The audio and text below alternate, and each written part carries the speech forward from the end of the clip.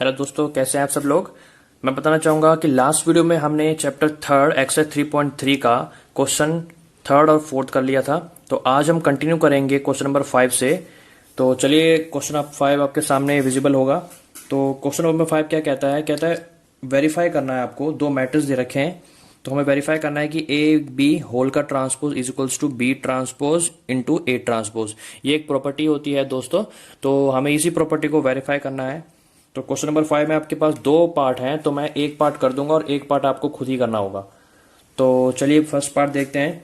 First part का solution मैं करता हूं। यहाँ पे दो मैट्रिक्स दे रखा है ए और बी। पहले हमें क्या करना है, इन दोनों को देखिए मल्टीप्लाई करना है। तो पहले ए को बी से मल्टीप्लाई करेंगे। तो मैं पहले ए और बी को लिख लेता हूं, ए बी। तो ये मेरे पास क्या हो गया, ए मैट्रिक्स हो गया 1 -4 एंड 3 एंड आपके पास बी मैट्रिक्स हो गया -1 2 एंड 1। तो इन दोनों मैट्रिक्स को मल्टीप्लाई करना है। मल्टीप्लाई करना आपको आ ही चुका होगा, तो पहले इन दोनों को मल्टीप्लाई कर लेते हैं फटाफट। देखिए, मैं आपको बताना चाहूंगा कैसे मल्टीप्लाई करते हैं। तो उससे पहले इसका ऑर्डर क्या होगा देख लेते हैं। देखिए, ये कितना है, 3 रो 1 कॉलम, दैट मीन्स 3 × 1 का है।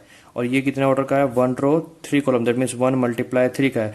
तो डेफिनेटली ये और ये कैंसिल आउट हो जाते हैं। जो बचेगा आपका क्या बचेगा, 3/3 ऑर्डर का। इतना तो आपको पता ही चल चुका होगा।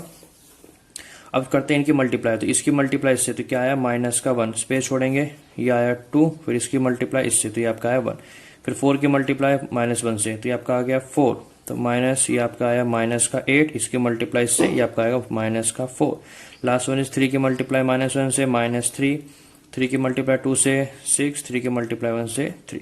तो ये आपका आ गया ए और बी की मल्टीप्लाई। अब हम यहाँ करते हैं ए और बी की मल्टीप्लाई का होल का ट्रांसपोज। तो ये आपका क्या होगा, ट्रांसपोज करने के बाद क्या रिजल्ट आएगा। देखिए, ये रो 1 है वो कॉलम 1 में कन्वर्ट हो जाएगा, दैट मीन्स -1 2 और ये आपका आ गया 1। और रो 2 हो जाएगा C2 में, ये आपका हो गया 4 -8 -4 एंड R3 बन जाएगा C3 -3 आपका 6 एंड 3। तो ये आपका आ गया ए और बी होल का ट्रांसपोज मल्टीप्लाई करने के बाद। अब हम करेंगे राइट हैंड साइड। तो ये जो पार्ट है इसको मान लेते हैं left hand side. Right hand side में क्या कह रहा है कि बी का ट्रांसपोज करना है और ए का ट्रांसपोज करना है और इन दोनों को मल्टीप्लाई करना है। तो पहले हम बी का ट्रांसपोज निकाल लेते हैं। बी का ट्रांसपोज, ये हमारे पास बी है, तो बी का ट्रांसपोज करेंगे तो ये जो रो 1 है किस में कन्वर्ट हो जाएगा, आपका C1 में। तो ये बन जाएगा -1 2 एंड 1। तो ये आपका हो गया बी का ट्रांसपोज। अब करते हैं ए का ट्रांसपोज। ए का आपका क्या है C1 में, तो ये R1 बन जाएगा। तो ये आपका क्या हो जाएगा 1 -4 एंड 3। अब इन दोनों को क्या करते हैं, मल्टीप्लाई करते हैं। तो बी ट्रांसपोज और ए ट्रांसपोज को मल्टीप्लाई करेंगे। तो ये आपका आएगा -1 2 1 और ये आपके पास हो गया 1 -4 एंड ये आपका 3। तो मल्टीप्लाई करते हैं।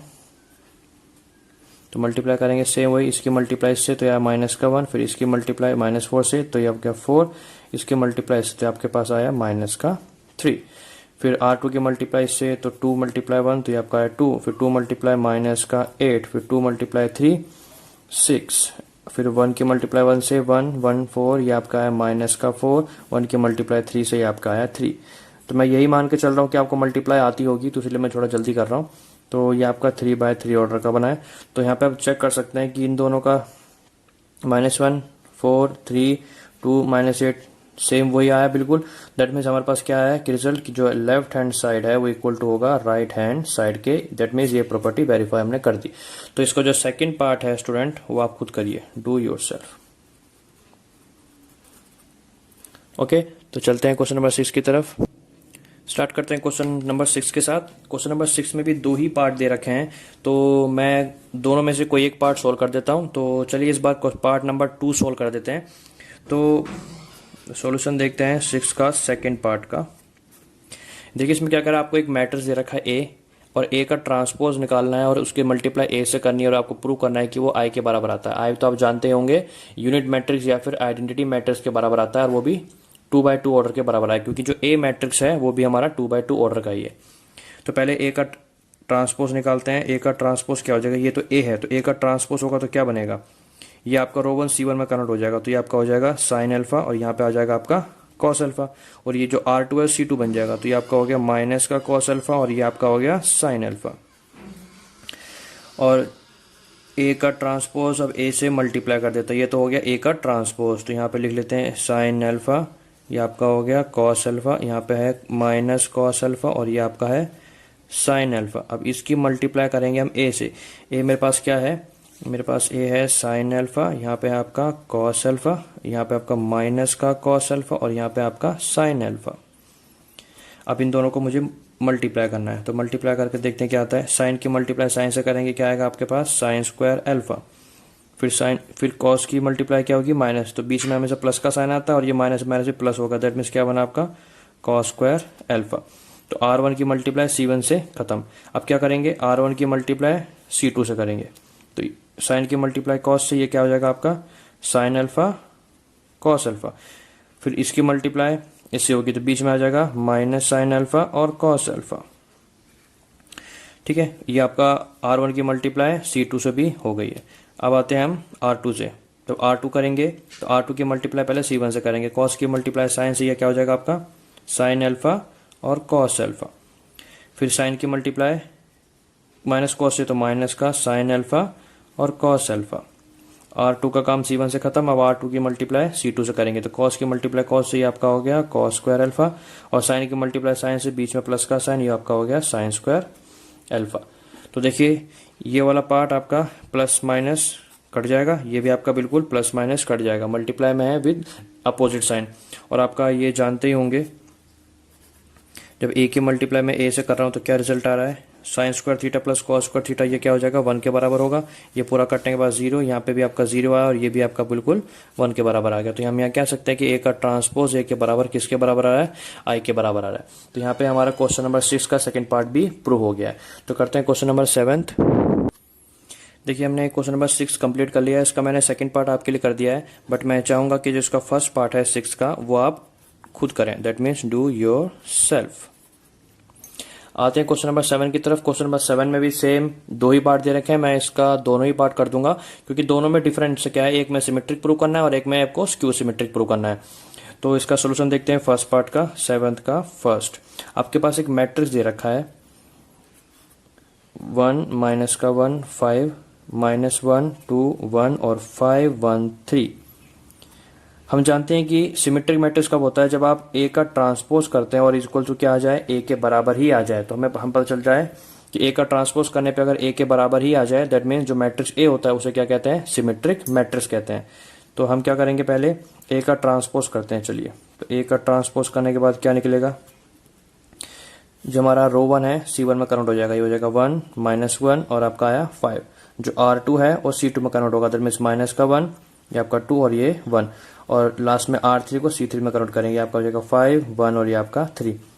तो आप देख सकते हैं कि जब मैंने ए का ट्रांसपोज किया तो डिट्टो ए के बराबर ही आ गया, दैट मीन्स यहाँ पे कोई चेंजमेंट नहीं आया। दैट मीन्स हम कह सकते हैं कि ए का ट्रांसपोज करने पे ए के बराबर ही आया। दैट मीन्स यहाँ से क्या प्रूव हो गया कि जो ए मैट्रिक्स है वो एक सिमेट्रिक मैट्रिक्स है। तो ये हो गया आपका 7th का फर्स्ट पार्ट। अब करते हैं 7th का सेकेंड पार्ट। उसमें भी एक मैट्रिक्स दे रखा है ए, मैं लिख देता हूँ उसका सोल्यूशन। एक मैट्रिक्स दे रखा है ए जिसमें 0 1 माइनस का 1 माइनस 1 0 1 1 माइनस 1 और आपका है 0। अब मुझे इसमें पता लगाना है कि ये जो मैट्रिक्स है वो आपका स्क्यू सिमेट्रिक मैट्रिक्स है। अब पहले जानते हैं कि स्क्यू सिमेट्रिक मैट्रिक्स क्या होता है। दैट मीन्स अगर मैं ए का ट्रांसपोज करूं और माइनस ऑफ ए के बराबर आता है तो इसे बोलते हैं skew symmetric matrix. Skew symmetric matrix. तो हमें क्या करना पड़ेगा, पहले इसका ट्रांसपोज करना पड़ेगा। तो अगर मैं इसका ट्रांसपोज करूं तो चलिए इसका ट्रांसपोज करते हैं तो क्या रिजल्ट सामने आएगा। रो 1 को C1 में कन्वर्ट करते हैं, 0 1 माइनस 1, फिर आपका होगा माइनस का 1 0 1 और ये लास्ट वन आपका 1 माइनस 1 और ये आपका हो गया 0। तो हमें ए के ट्रांसपोज को माइनस ए के बराबर बनाने के लिए क्या करना पड़ेगा, सब में से नेगेटिव का साइन कॉमन निकालना पड़ेगा। तो इसमें से क्या करते हैं, नेगेटिव का साइन कॉमन निकालते हैं, और जब नेगेटिव का साइन कॉमन निकाला है तो सबके साइन चेंज हो जाएंगे एक्सेप्ट 0। तो आप जानते हैं क्यों। तो ये हो जाएगा माइनस का 1, ये होगा आपका प्लस का 1 0 माइनस का 1 और ये आपका हो गया माइनस का 1, ये आपका हो गया प्लस का 1 और ये आपका हो गया 0। अब आप चेक करिए, ये जो पूरा मैट्रिक्स है ये पूरा का पूरा किसके बराबर आ गया, आपका ए के बराबर ही आ रहा है। दैट मीन्स हमसे क्या कह सकते हैं, नेगेटिव साइन कॉमन लेने के बाद ये जो पूरा मैट्रिक्स है क्या बन जाएगा आपका माइनस ए, मतलब ए के बराबर आ जाएगा। तो यहाँ से क्या रिजल्ट सामने आया कि ए का ट्रांसपोज करने पे नेगेटिव साइन ऑफ ए के बराबर आया। तो यहाँ हम क्या कह सकते हैं, जो मैट्रिक्स ए था वो क्या हमारा स्क्यू सिमेट्रिक मैट्रिक्स था। तो दोस्तों आज के लिए वीडियो हम यहीं खत्म करते हैं, और अगर वीडियो अच्छी लगी तो उसे लाइक कर देना। जिन लोगों ने मेरा चैनल सब्सक्राइब नहीं किया है वो लोग मेरे चैनल को सब्सक्राइब भी कर लें, अगर उन्हें मैथमेटिक्स क्लास 12 पढ़नी है तो तब तक के लिए take care and good bye.